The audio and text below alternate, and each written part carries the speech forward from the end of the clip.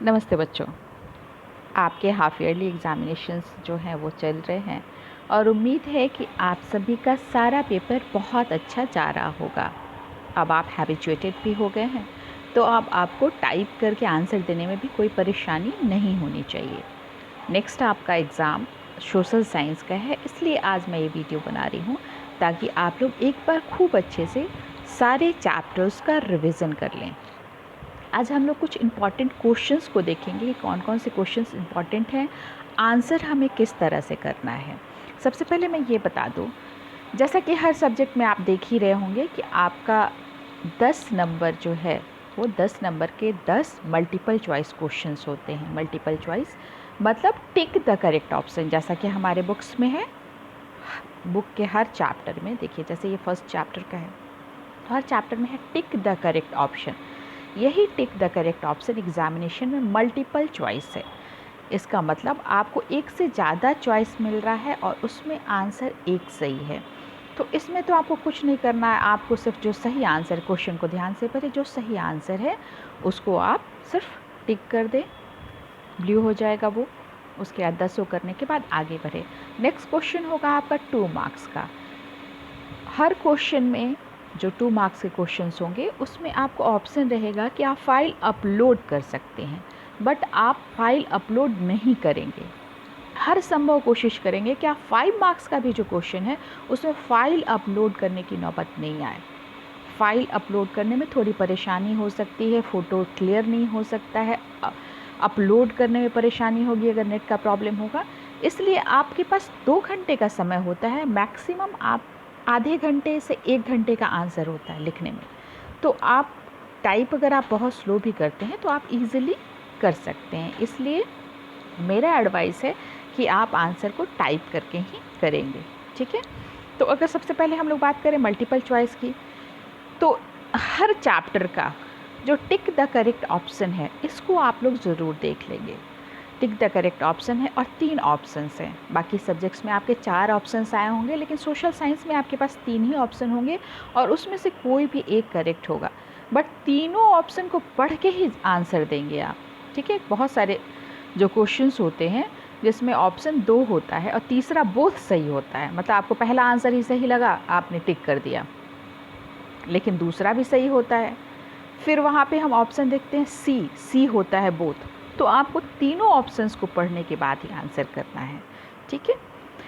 Fill in the blanks इस बार नहीं आएगा, ठीक है। अगर इस चैप्टर में हम बात करें तो सबसे पहले आपको ये याद होना चाहिए, चूँकि ये चैप्टर ही है फैमिली, तो व्हाट इज़ फैमिली। अगर आपसे क्वेश्चन पूछा जाएगा व्हाट इज़ फैमिली, तो बस एक सेंटेंस में आपको आंसर देना है कि family consist of A married couple and their children. बस, ज़्यादा कुछ नहीं। Family consist of a married couple and their children. आगे अगर लगाना हो तो ये भी लगा सकते हैं, बोथ नेचुरल एंड अडॉप्टेड, ठीक है। आपसे ये पूछा जा सकता है राइट 2 टाइप्स ऑफ फैमिली, तो आपको ज़्यादा कुछ नहीं लिखना है, सिर्फ first joint family, second joint nuclear family, answer सिर्फ देना है।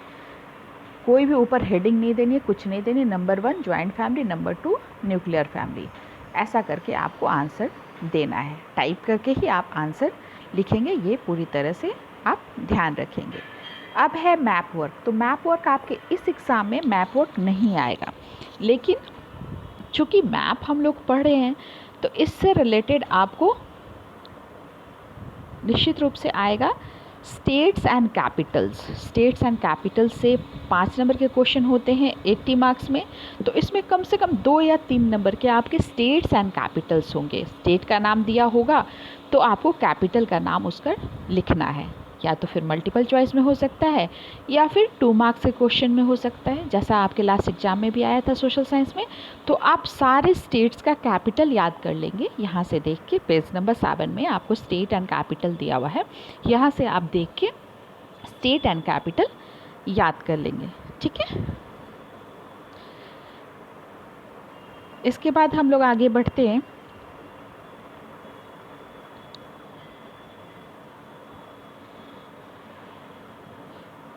फैमिली सिमिलैरिटी में, ठीक है। फैमिली सिमिलैरिटी में आपको आइडेंटिकल ट्विंस पढ़ना है, ठीक है। तो ये भी पूछा जा सकता है। What do you mean by identical twins, define identical twins. तो आपको बस एक लाइन में आंसर देना है, the twins who looks exactly alike, exactly same are known as identical twins. ठीक है।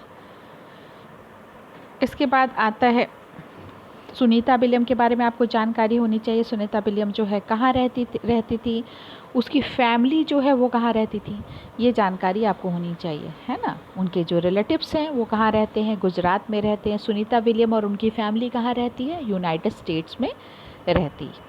ठीक है। इसका भी टिक द करेक्ट ऑप्शन आपको याद कर लेना। The twins who look same are, यहाँ पे दिया हुआ है, आपको यहाँ इस ढंग का क्वेश्चन आएगा तो आपको सही answer identical twins, non identical twins और फैटर्नल ट्विंस, इसमें से आपको कोई भी चुनना है। तो ऑब्वियसली जो ट्विंस सेम लगते हैं उनको क्या कहते हैं, आइडेंटिकल ट्विंस कहते हैं। तो आइडेंटिकल ट्विंस को आप टिक करेंगे। ठीक है। फिल इन द ब्लैंक्स नहीं आएगा। इसके बाद हम लोग आगे बढ़ते हैं क्वेश्चन आंसर में। तो 3 ways in which the family member can resemble, 3 वे क्या क्या है जैसे फैमिली मेम्बर मैच करते हैं। तो 3 तरीका बहुत भी हो सकता है, हेयर हो सकता है, वॉइस हो सकता है, कलर ऑफ स्किन हो सकता है, लाइक्स डिसलाइक्स होते हैं, बहुत सारा चीज़ हो सकता है, कोई भी 3 लिखना है। ठीक है। What confusion can be created if the twins are identical, अगर ट्विंस आइडेंटिकल है तो क्या कन्फ्यूजन्स हो सकते हैं। ट्विंस आइडेंटिकल मतलब सेम टू सेम, तो जब सेम टू सेम होंगे तो क्या प्रॉब्लम आएगा, who is who. If the twins are identical, then it is very difficult to find who is who. ठीक है। इसके बाद बात करते हैं, देखिए ये जो है मैप स्किल से भी क्वेश्चन आ सकता है। जैसे ऐसा करके दिया जा सकता है आपको मल्टीपल चॉइस में कि the state where Sunita Williams relative lives, the state where Sunita Williams relatives live. तो आपके पास ऑप्शन होगा, उसमें राजस्थान हो सकता है, गुजरात हो सकता है, या जो भी हो सकता है। सही आंसर एक ज़रूर होगा। तो उसकी फैमिली कहाँ रहती थी, रिलेटिव्स कहाँ रहते थे, गुजरात में होते थे। तो जो भी ऑप्शन हो उसमें जो गुजरात होगा उसको आप क्लिक करेंगे। ठीक है। इसके बाद हम आते हैं नेक्स्ट चैप्टर में, आवर फूड। तो आवर फूड से किस ढंग से, आवर फूड बहुत छोटा सा चैप्टर, आवर फूड में आपसे पूछा जा सकता है famous food item of Punjab, staple diet of Punjab. तो famous food item of Punjab क्या है, मक्के की रोटी एंड सरसों का साग। ठीक है। आपसे पूछा जा सकता है write 2 food items that we get from plants, 2 food item जो हमें प्लांट्स से मिलते हैं। तो प्लांट से बहुत सारी चीज़ मिलते हैं, कोई भी 2 लिख देंगे, है ना। वेजिटेबल्स, फ्रूट, पल्सेस, ग्रेन्स, बहुत सारी चीज़ें मिलती हैं, कुछ भी 2 लिख देंगे। अगर आपसे पूछा जाता है write 2 food items that we get from animals, animals से भी बहुत सारी चीज़ मिलते हैं, मीट है, एग है, मिल्क है, कोई भी 2 लिख देंगे। ठीक है। तो 2-2 नंबर के इस ढंग के क्वेश्चंस होंगे जिसको आपको टाइप करके ही पूरी कोशिश करेंगे आप, मम्मी पापा बड़े भैया किसी से भी हेल्प लेंगे, आंसर आपको करना है। टाइप करने में जो परेशानी होती है उसके लिए आप हेल्प ले सकते हैं। ठीक है।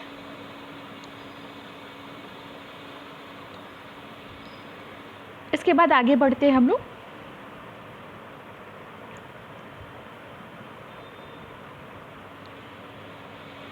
The people of Punjab grow a lot of wheat and hence this staple diet is chapati. अगर आपसे पूछा जाता है स्टेपल डाइट ऑफ पंजाब, तो आप स्टेपल डाइट और फेमस फूड में अंतर समझिए। स्टेपल डाइट मतलब वहाँ के लोग बेसिकली ज़्यादा करके क्या खाते हैं, तो चपाती, रोटी वहाँ का स्टेपल डाइट है। लेकिन फेमस फूड आइटम पूछेगा तब आप लिखेंगे मक्के की रोटी एंड सरसों का साग। जैसे बिहार का staple diet chapati and rice है, लेकिन फेमस फूड आइटम बिहार का क्या है, लिट्टी चोखा है। रोज़ हम लोग लिट्टी चोखा तो नहीं खाते, रोज़ हम लोग चावल रोटी खाते हैं। उसी तरह पंजाब का फेमस फूड आइटम मक्के की रोटी सरसों का साग है, बट स्टेपल डाइट जो रोज़ खाते हैं, जो ज़्यादा करके खाते हैं, तो वो है चपाती। तो यहाँ पे आप लोग ये ध्यान रखेंगे कि स्टेपल डाइट पूछेगा तो आपको चपाती ही लिखना है। ठीक है। इसके बाद इस चैप्टर का भी जो टिक द करेक्ट ऑप्शन है उसको अच्छे से देख लेंगे। आपको देखिए यहाँ पे भी ये क्वेश्चन है the staple diet of Punjab, chapati, rice, corn. तो इसमें से आपको आंसर चुन के लिख देना है। ठीक है। नेक्स्ट आते हैं मैप स्किल में। आप देख लीजिएगा पंजाब का कैपिटल क्या है, वेस्ट बंगाल का क्या है, इसको आप देख लेंगे। आवर ड्रेसेस, तो आवर ड्रेसेस में सबसे पहले फाइबर की बात आती है। तो there are 2 types of fibre, name 2 fibres. तो आप लिखेंगे first natural fibre, second man made fibre. अगर आपसे नेचुरल फाइबर का write the example of 2 natural fibres, तो नेचुरल फाइबर क्या होता है, सिल्क होता है, कॉटन होता है, ठीक है, वुल होता है। नेचुरल फाइबर का एग्जाम्पल देंगे। अगर आपसे मैनमेड फाइबर की बात करें तो मैनमेड फाइबर में आप लिखेंगे नायलॉन, रेयन, ये सब क्या है, पॉलिस्टर, ये सब मैनमेड फाइबर है, ठीक है। इसके बाद आपसे बुर्का का भी पूछ सकता है कि व्हाट इज़ बुर्का। बुर्का क्या है, a long black coloured cloth is known as worn by Muslim women is known as बुर्का, ठीक है।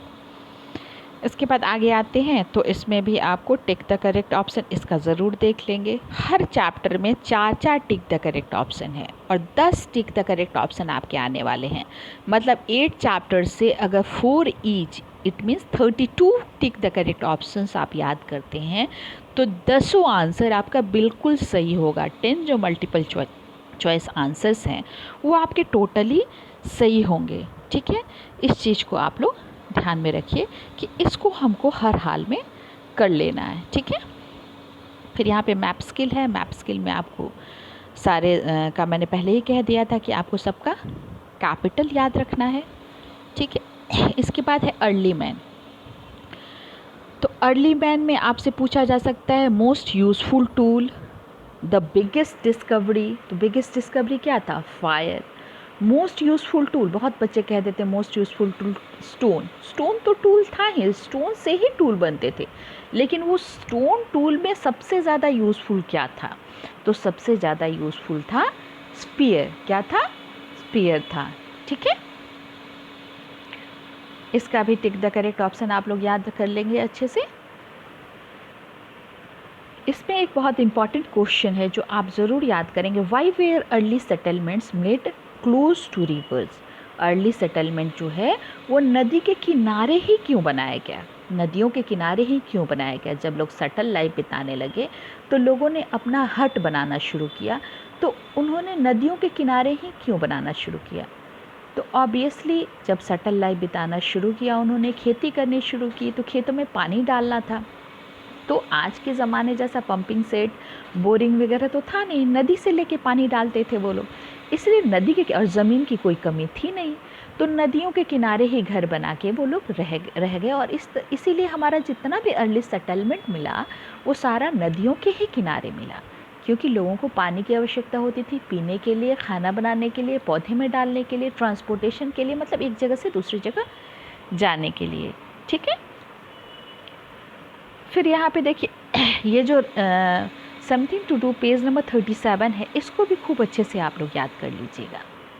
Home of early man, most useful stone tool, ये सारा आप लोग अच्छे से याद कर लीजिएगा। यहाँ पे जो हमने पज़ल बनाया है, ये आपने आंसर लिखा भी है, तो उसको आप लोग, ड्राइंग नहीं आएगा क्योंकि लोडिंग करने में बहुत सारे बच्चों को परेशानी होती है, तो आपको ड्राइंग नहीं आएगा। Occupation, what is occupation, any work done to earn money. इस चैप्टर से, चैप्टर नंबर 6 से ऑक्यूपेशन आ सकता है। Any work done to earn money is called an occupation. एक लाइन में आपको लिखना है, आसानी से आप लिख सकते हैं, ठीक है।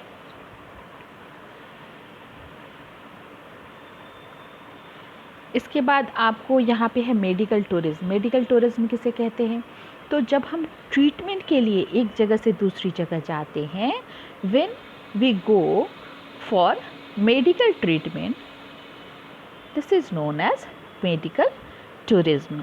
इसके बाद एक बहुत बड़ा इम्पॉर्टेंट क्वेश्चन है जो ज़रूर आएगा, ध्यान दीजिएगा आप लोग। Who is known as metro man, है ना, who is known as metro man.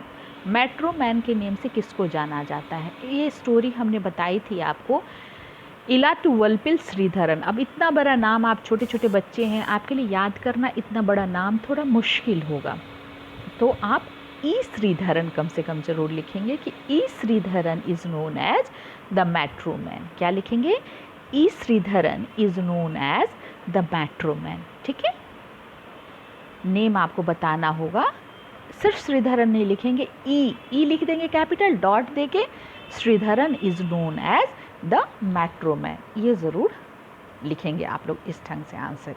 ठीक है, यहाँ पे भी दिया हुआ है N occupation, name 4 occupation that require formal training. यहाँ पे आपसे 2 पूछ सकता है कि name 2 occupation that require formal training. तो जब आपने 4 याद किया है तो 2 तो आप लिख सकते हैं। फॉर्मल ट्रेनिंग किस में चाहिए? इंजीनियर्स को चाहिए, डॉक्टर्स को चाहिए, टीचर्स को चाहिए, लॉयर को चाहिए, साइंटिस्ट को चाहिए। तो ऑलमोस्ट जितने भी इस ढंग के जॉब हैं उसमें चाहिए होता है। तो आप कोई भी 2 लिख सकते हैं अगर 2 आता है तो। ठीक है, इसके बाद है if you believe you can you will. जिसमें हमने पढ़ा था APJ अबुल कलाम के बारे में। तो ये पूछा जा सकता है कि APJ अबुल कलाम का जन्म कहाँ हुआ था, है ना, birth place of APJ Abul Kalam. तो आप जानते हैं रामेश्वरम। फिर आपसे ये भी पूछा जा सकता है कि where is Rameswaram. Multiple choice में भी ये हो सकता है वेयर इज़ रामेश्वरम। तो रामेश्वरम कहाँ है? रामेश्वरम तमिलनाडु में है, स्टेट का नाम लिखना है। तो फिर आप ऑप्शन देखेंगे कि उसमें कौन कौन सा स्टेट है। तमिलनाडु होगा और तमिलनाडु को आप कर लेंगे। ठीक है, या फिर आपसे पूछा जाएगा birth place of APJ Abul Kalam, तो वहाँ पे ढूंढेंगे रामेश्वरम है या नहीं। रामेश्वरम होगा तो रामेश्वरम को कर देंगे, तमिलनाडु होगा तो तमिलनाडु को कर देंगे। ठीक है, इसके बाद है which is the biggest problem in India. तो child labour is the biggest problem in India, इस ढंग का भी क्वेश्चन आ सकता है। फिर इसका भी tick the correct option. Doctor APJ Kalam served as, क्या बने थे वो? President of India. ठीक है,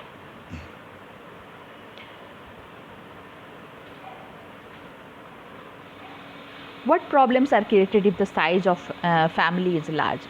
ये भी बहुत इंपॉर्टेंट क्वेश्चन है कि क्या प्रॉब्लम हो सकते हैं अगर फैमिली का साइज जो है वो लार्ज होगा। फैमिली साइज जब लार्ज होगा तो खाना पीना मुश्किल होगा। मान लीजिए इनकम कम है और फैमिली में बहुत ज़्यादा लोग हैं, तो फिर खाने पीने की समस्या होगी, पढ़ने लिखने की समस्या होगी। लेकिन अगर इनकम जितनी भी है, लोग कम हैं, तो थोड़ी आसानी हो जाती है। इसलिए if the family is large it is very difficult to feed and educate them. खाना खिलाना और पढ़ाना लिखाना ये बहुत मुश्किल होता है। बस 2 लाइन का आंसर है, अगर आपको टाइप करना होगा टाइप करके आप लिख देंगे। फिर यहाँ पे हम आते हैं, there are many schools who are working hard to educate and train the poor children with the help of your parent. Find out about the scheme started by the following. अब देखिए, योर स्कूल है, our government है, NGO है। हो सकता है आपसे पूछा जाए NGO क्या है, what do you mean bye NGO। और ये पूछा जा सकता है कि फुल फॉर्म ऑफ NGO। तो आप इसको याद रखेंगे, फुल फॉर्म ऑफ NGO होता है N for non, G for governmental and O for organisation. ये वीडियो मैं इसीलिए बना रही हूँ ताकि अभी आपको एक दिन गैप है, कल गैप है, परसों आपका एग्ज़ाम है, तो आप खूब अच्छे से ये सारी चीज़ें एक बार बुक को पूरा चैप्टर 1 से लेके चैप्टर 8 तक पूरा देखेंगे और कॉपी में जो क्वेश्चन आंसर है उसको भी देखेंगे। क्वेश्चन आंसर बहुत ज़्यादा नहीं आ रहे हैं, ज़्यादा शॉर्ट आंसर्स आ रहे हैं, इसलिए ज़्यादा फोकस आपका बुक पे होना चाहिए। तो यहाँ पे एक बार फिर याद दिला रही हूँ कि आप लोग NGO का फुल फॉर्म ज़रूर याद कर लेंगे। NGO means non governmental organisation. और इसके बाद है last chapter let us enjoy. तो लेट अस एंजॉय में क्या है? गेम्स के बारे में है, लीजर टाइम के बारे में है। तो व्हाट इज़ लीजर टाइम या define leisure time, what do you mean by leisure time. तो लीजर टाइम क्या है आप लिख देंगे, leisure time is free time, है ना। फ्री टाइम को ही हम लीजर टाइम कहते हैं। जो हमारा फ्री टाइम होता है उसे ही हम लीजर टाइम कहते हैं। एक लाइन में बस आंसर लिखना है, our free time is known as our leisure time. अब आपसे पूछा जा सकता है इंडोर गेम्स, 2 इंडोर गेम्स, तो 2 indoor game ludo, carrom, chess, बहुत सारी चीज़ें हैं, लिख सकते हैं। 2 आउटडोर गेम्स पूछेगा, क्रिकेट, हॉकी, फुटबॉल, कबड्डी, बहुत सारे गेम्स हैं, उसको लिख सकते हैं आप। ठीक है, टिक द करेक्ट ऑप्शन इसका भी देख लेंगे।